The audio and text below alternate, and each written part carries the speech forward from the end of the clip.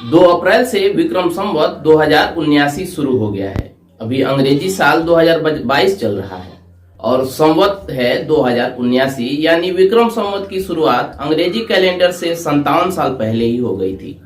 इसकी शुरुआत की थी राजा विक्रमादित्य ने।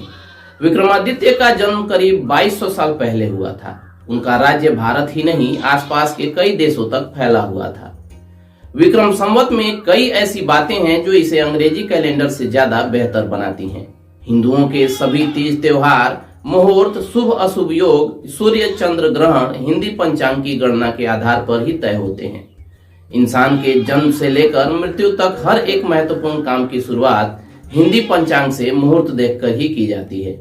अंग्रेजी कैलेंडर में ऐसी कोई व्यवस्था नहीं है। आज के इस वीडियो में आइए जानते हैं विक्रम संवत और अंग्रेजी कैलेंडर में खास अंतर कौन कौन से हैं। सबसे पहले जानते हैं कैसे हुई विक्रम संवत की शुरुआत। विक्रम संवत के जनक विक्रमादित्य राजा भर्तृहरि के छोटे भाई थे। भर्तृहरि को उनकी पत्नी ने धोखा दिया तो उन्होंने राज्य छोड़कर संन्यास ले लिया और राज्य सौंप दिया विक्रमादित्य को। ऐसा माना जाता है कि राजा विक्रमादित्य ने अपनी प्रजा का पूरा ऋण माफ कर दिया था ताकि लोगों की आर्थिक दिक्कतें खत्म हो जाएं।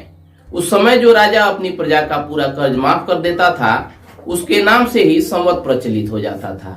इस कारण उनके नाम से विक्रम संवत प्रचलित हो गया।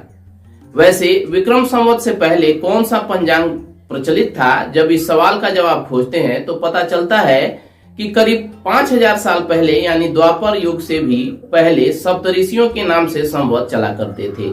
द्वापर युग में श्री कृष्ण का जन्म हुआ और इसके बाद श्री कृष्ण के नाम से संवत प्रचलित हुआ। द्वापर युग के बाद कलयुग शुरू हुआ था। श्री कृष्ण संवत के करीब 3000 साल बाद विक्रम संवत की शुरुआत हुई जो आज तक प्रचलित है। हिंदी महीनों के बारे में इतना कुछ जान लेने के बाद आइए अब जानते हैं कि अंग्रेजी कैलेंडर की शुरुआत कैसे हुई।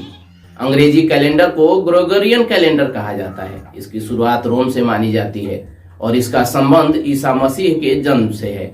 ईसा मसीह के जन्म से पहले के समय को ईसा पूर्व और बाद के समय को ईस्वी कहते हैं। जब अंग्रेज भारत आए तो वे अपने साथ अंग्रेजी कैलेंडर भी ले आए थे। ये कैलेंडर समझने में बहुत आसान है और इसे कोई भी बना सकता है। इस कारण ये भारत में बहुत जल्दी प्रचलित हो गया।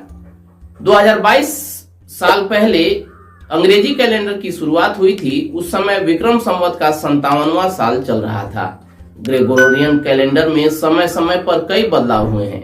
जब इस कैलेंडर की शुरुआत हुई थी तब एक साल 10 महीनों का होता था, लेकिन बाद में ये कैलेंडर 12 महीनों का हो गया।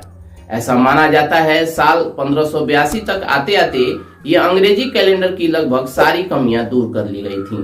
तब 13वें पॉप ग्रेगोरी ने 1582 में इसे जारी किया। तब से ही ये कैलेंडर चल रहा है। पॉप ग्रेगोरी के नाम पर ही इसे ग्रेगोरियन कैलेंडर कहा जाता है। चलिए दोस्तों, आज के इस वीडियो में इतना ही। मिलते हैं अगले वीडियो में। तब तक keep searching for knowledge and try to be a kind person.